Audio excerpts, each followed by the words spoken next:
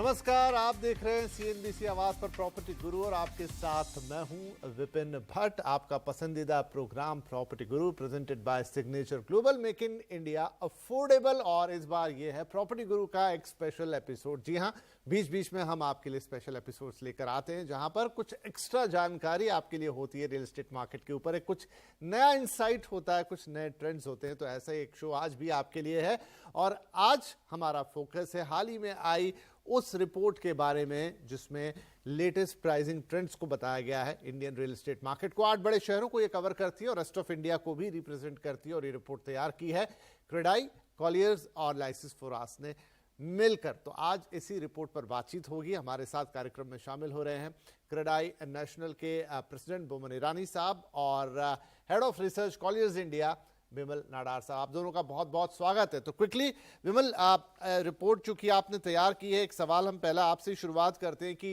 Report कहती है कि पिछले 4 महीनों में जो फर्स्ट क्वार्टर है 2023 का, वहां पर 8% का एक ओवरऑल जंप दिखाई दिया है प्राइसेस में। 8% ऐसे कोई बहुत बड़ा जंप तो नहीं है, लेकिन बहुत छोटा भी नहीं कह सकते। लेकिन इंपॉर्टेंट ये है कि ये किस कारण से है।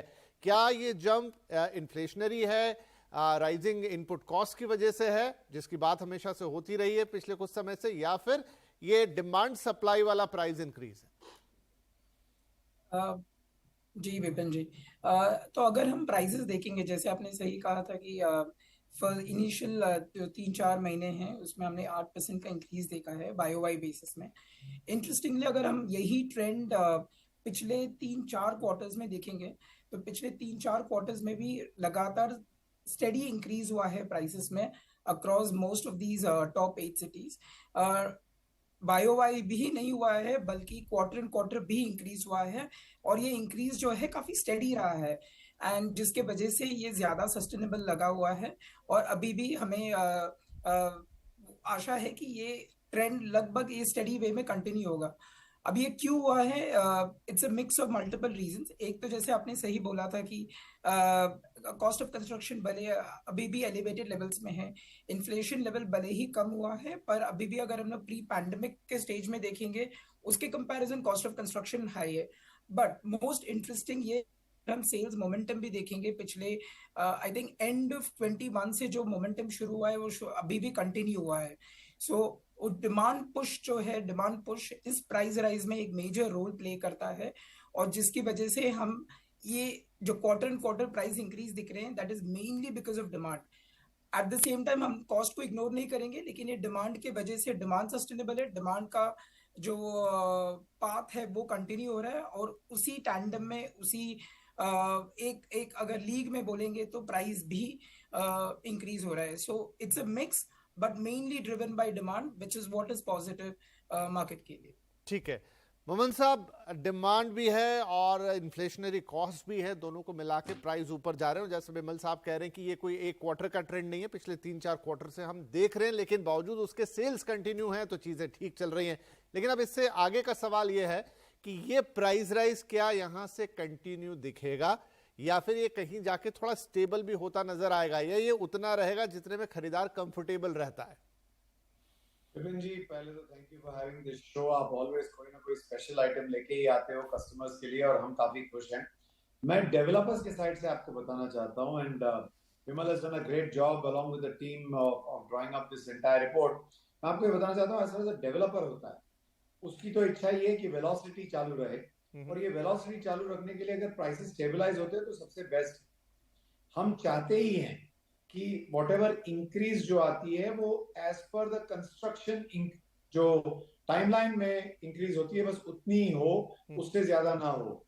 विमल ने पॉइंट आउट किया कि डिमांड है, this is a separate issue, लेकिन आज की तारीख में जितने भी कॉस्ट इंक्रीज हुए हैं they have increase more from the point of view of construction materials and services and cost going up.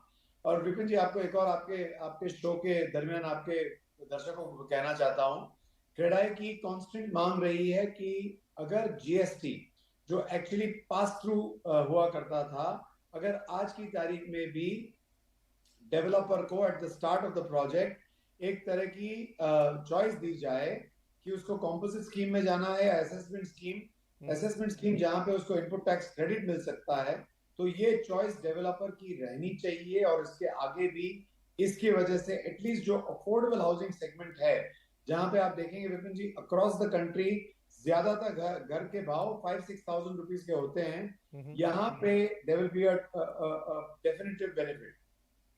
जी चलिए, तो आपने अपनी बात रखी और उम्मीद करते हैं कि हमारे माध्यम से ये बात आपकी आगे भी जाए। कई मंच पर क्रेडाई ये बात उठा चुका है, और अगर इससे डेवलपर्स और साथ में घर खरीदारों के लिए भी चीज़ें आसान होती है तो बिल्कुल डेफिनेटली अगर ये होता है तो बहुत बढ़िया बात है।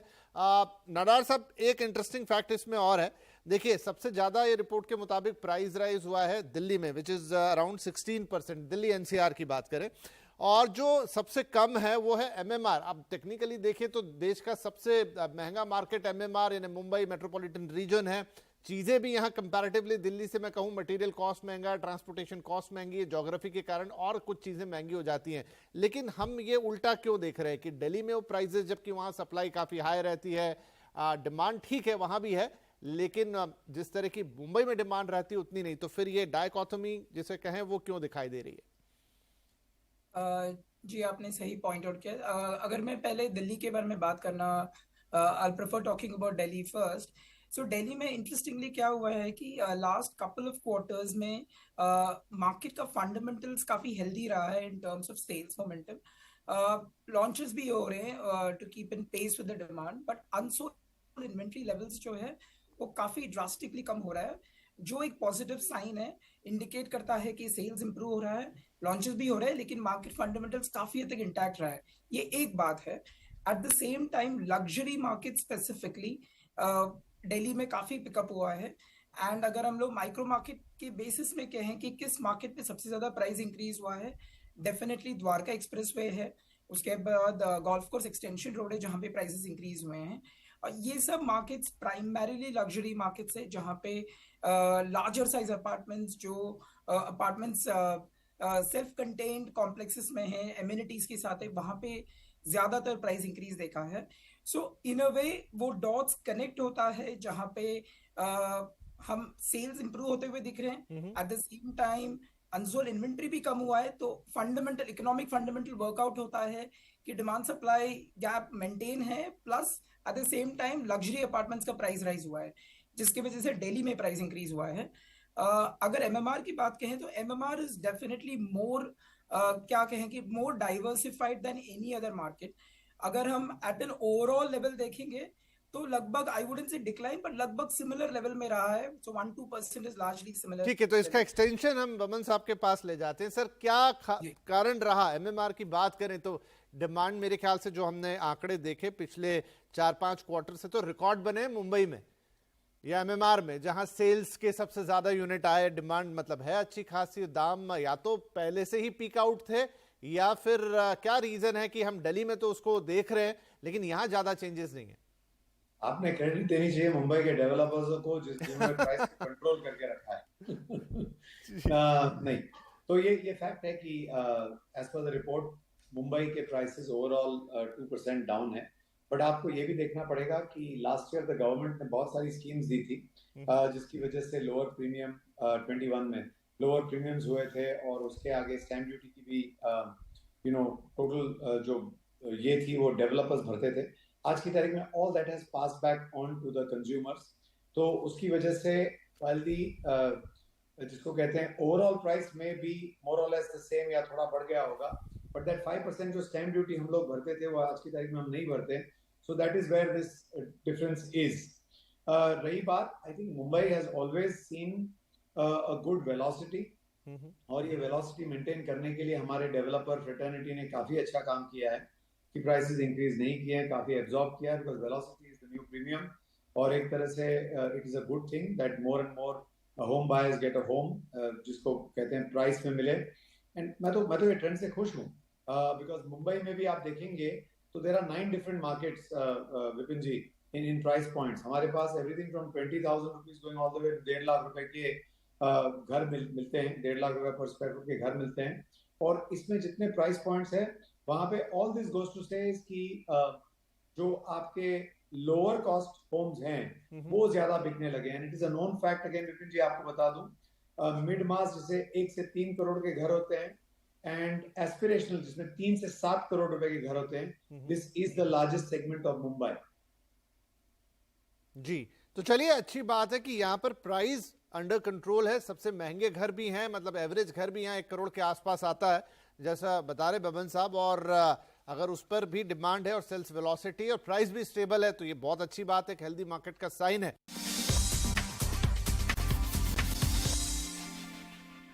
नाडार साहब, जैसे अहमदाबाद हो गया, हैदराबाद हो गया, पुणे हो गए, इन मार्केट्स पर ये रिपोर्ट आपकी क्या कहती है? मोर और लेस स्टेबल है चीजें या वहां पर भी फिर प्राइस इंक्रीज? हालांकि एक जगह है कि हैदराबाद जो है अनसोल्ड इन्वेंट्री उस पर थोड़ा बाद में आते हैं, लेकिन कलकत्ता भी जो है वहां पर भी वो एक ऐसा मार्केट है जहां बहुत मूवमेंट होती नहीं है, लेकिन वहां पर भी 15% की प्राइस राइज है। जी विपिन जी, लगभग आई थिंक जैसे आप बोल रहे बाकी मार्केट्स, अगर दिल्ली मुंबई बैंगलोर छोड़ेंगे तो बाकी सब लार्जली स्टेबल है, नथिंग नोट वर्दी ऐसे आ रहे हैं। इनफैक्ट कैलकाटा मार्केट में जैसे आप बोल रहे लगभग काफी हद तक स्टेडी रहता है। आई थिंक एक हाथ क्वार्टर्स के स्पाइक की वजह से थोड़ा बहुत डिफरेंस आ जाता है, but largely dynamics market level पे लगभग सिमिलर रहा है। सो नथिंग एक्सेप्शनल जो हमने देखा है एटलीस्ट बाकी मार्केट्स में। मोहन साहब, थोड़ा आगे का सिनेरियो अगर देखें, इन्हीं मार्केट्स को देखते हुए देखें, देखिए 1-2 बार से तो प्राइस राइज नहीं हुए, रेट राइज नहीं हुए हैं बैंक की तरफ से, आरबीआई की तरफ से, और मोर और लेस महंगाई भी अब थोड़ी कंट्रोल में ही है, उसी की वजह से आरबीआई को थोड़ा सा एक कुशनिंग भी मिल रही है। लेकिन क्या यहाँ से आगे बढ़ते हुए किस तरीके का ट्रेंड हम देखेंगे? डिमांड अभी भी बनी हुई है मार्केट में, और जब एकदम पीक पर थे इंटरेस्ट रेट तो तब भी अगर लोगों ने घर लिया तो अगर कहीं सॉफन होते हैं या फिर वो बढ़त रुक जाती है तो फिर तो शायद थोड़ी सी और राहत महसूस करेंगे। तो ट्रेंड मोर और लेस के आगे चलते हुए भी ऐसे ही रहेगा? एज मेनी टाइम्स ये सवाल पूछा गया, मैंने एक एग्जांपल दिया है कि आपका होम लोन टेन्योर जो होता है वो करीबन 7 से 9 साल का होता है, और 7 से 9 साल में एक वो साइन कर्व आ ही जाता है जहां से आप अगर देखोगे तो एवरेज हो जाती है आपकी होम लोन। ये बात सही भी है कि सेंटिमेंट आदमी का अच्छा हो जाता है, घर खरीदार का बहुत अच्छा हो जाता है जब इंटरेस्ट रेट स्लो हो। और मुंबई जैसे मार्केट में अगर ये रिपोर्ट को प्रशंसा दी जाए तो 2% प्राइस जो डिक्रीज हुआ है दिखता है, इससे एंथुजियाज्म बायर्स की काफी बढ़ती है। मेरा ये मानना है कि आज की तारीख में inflation has come under ट्रेमेंडस control. RBI should actually advantage लेके प्राइसेस रिवर्स करने चाहिए, और अगर एक बार वो प्राइसेस रिवर्स होते हैं तो आई see all these markets, weather आप बोलो बैंगलोर, आप बोलो हैदराबाद, आप बोलो मुंबई, आप बोलो एनसीआर, सब जगह में आपको एक स्फूर्ति आएगी होम बायर्स में, और सब वो बाइंग डिसीजन करेंगे। एंड अगेन सबसे ज्यादा एडवांटेजेस ये सारे एक्शंस का आएगा टियर 1 सिटीज में, और ये टियर 1 सिटीज में जितने मिड मास और affordable mid mass and aspirational class के घर हैं वहां पे सबसे ज्यादा बाइंग होगी। ओके, ठीक है जी, चलिए तो यहाँ पर सबसे ज्यादा एस्पिरेशनल बाइंग और मिड मास वाली जो बात कह रहे हैं बबन साहब, तो उसी संदर्भ में थोड़ा सा आगे बढ़ते हैं और एक दूसरे पहलू को उठाते हैं, and that is the unsold inventory. तो नाडार साहब, इसमें आपकी रिपोर्ट कह रही है हैदराबाद और अहमदाबाद, वहां पर सबसे ज्यादा अनसोल्ड इन्वेंट्री है, दैट इज अराउंड 12% YOY है ये।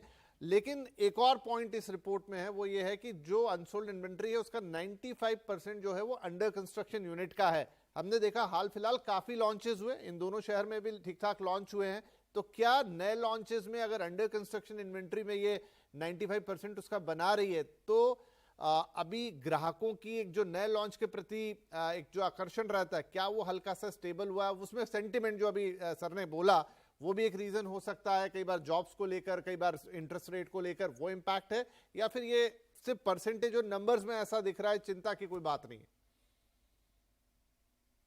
राइट, आई थिंक ये जो फेज, जैसे बमन जी भी बोल रहे थे कि हमेशा एक फेज होता है, तो अभी अगर market dynamics last couple of quarters से हमने देखा है कि सेल्स मोमेंटम मेंटेन रहा है।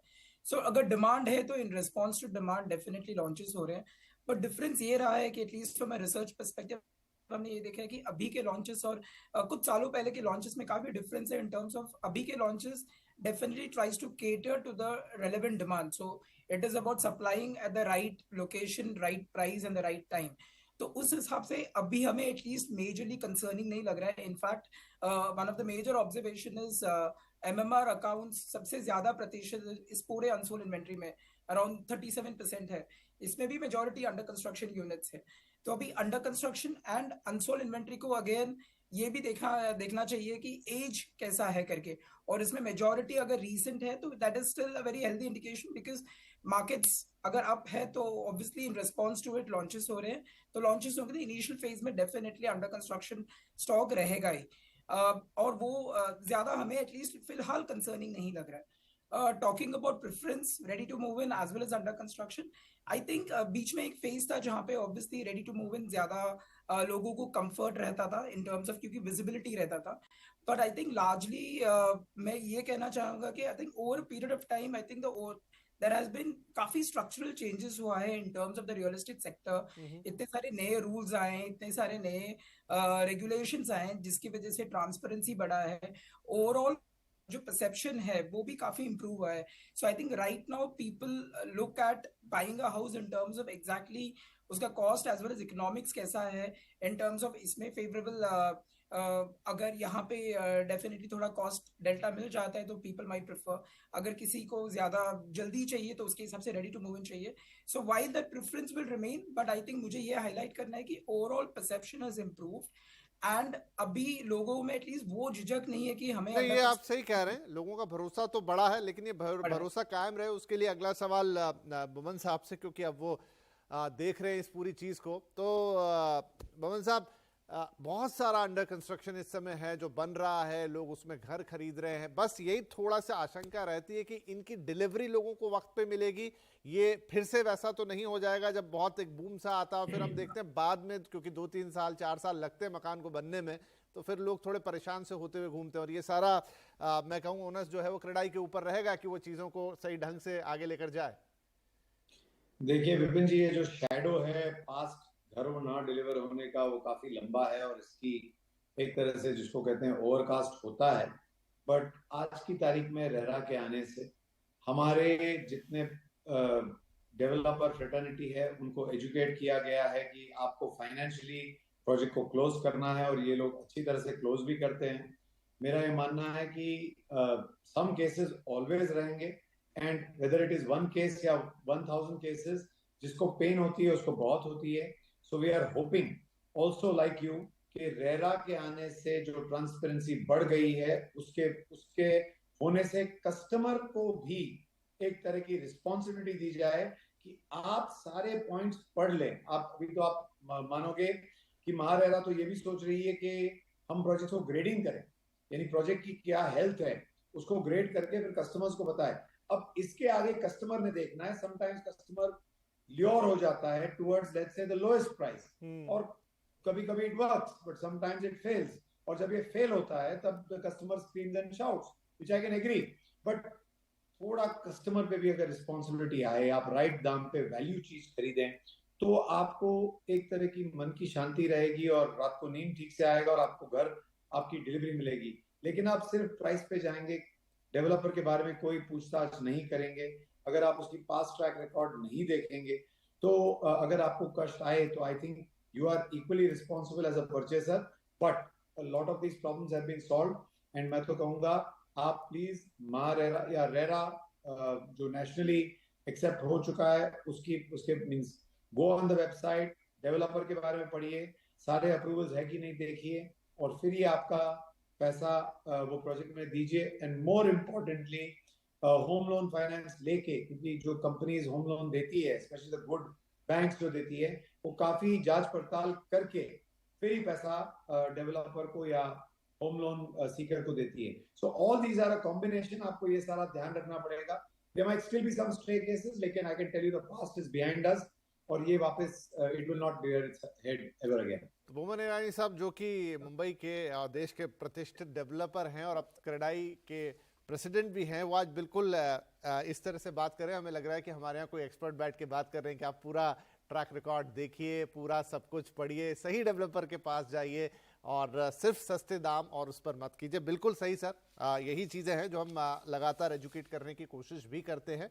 रेरा है आपके सपोर्ट के लिए, लेकिन वो एक प्रोसेस है, हम नहीं चाहते कि आप वहाँ तक पहुँचे। तो आप पहले खुद अपने लेवल पर डेवलपर की क्रेडिबिलिटी देखें, आप ट्रैक रिकॉर्ड देखें, उनकी और बिल्डिंग्स का पता करें, सिर्फ कागज पे ऊपर ऊपर से या किसी से सुनने में वो चीज़ें ना करें, और जाके सारी चीज़ों को, थोड़ी मेहनत लगती है उसमें, लेकिन आप कितनी बड़ी परचेस करते हैं तो इतनी मेहनत बनती है, और अच्छे डेवलपर्स के पास जाएं तो वक्त पे चीज़ें मिलेंगी आपको और अच्छी क्वालिटी भी होगी जिसमें कोई प्रॉब्लम नहीं होगी। और बाकी कुछ है तो आई होप कि रेरा है, क्रेडाई है, ये संस्थान है जो कि अपना काम कर रहे हैं, लेकिन उनकी ज़रूरत ना पड़े, यही हम विश करते हैं। बहुत शुक्रिया आप दोनों ही मेहमानों का। So it's an interesting discussion जहां पर हमने प्राइस ट्रेंड्स के बारे में देखा, आपने सुना कि हाँ एक हेल्दी मार्केट है जिससे हम गुजर रहे हैं, आगे चलते हुए थोड़ा बहुत उसमें ऊपर नीचे होगा, लेकिन मोर और लेस ऐसा नहीं होगा कि इतने प्राइस हाई हो जाएंगे कि आपको घर खरीदते नहीं बनेगा, वो आपके लिमिट में रहेंगे। काफ़ी लॉन्चेज हैं जिनकी वजह से वो बैलेंस बना रहेगा, और एट लास्ट कि आप सब कुछ थोड़ा देखभाल के लेंगे तो आपको आगे भी किसी तरह की दिक्कत नहीं होगी। तो आई होप कि ये काफ़ी जानकारी आपके काम आएगी, और हमारे दोनों मेहमानों का बहुत शुक्रिया इस कार्यक्रम में शामिल होने के लिए। नमस्कार।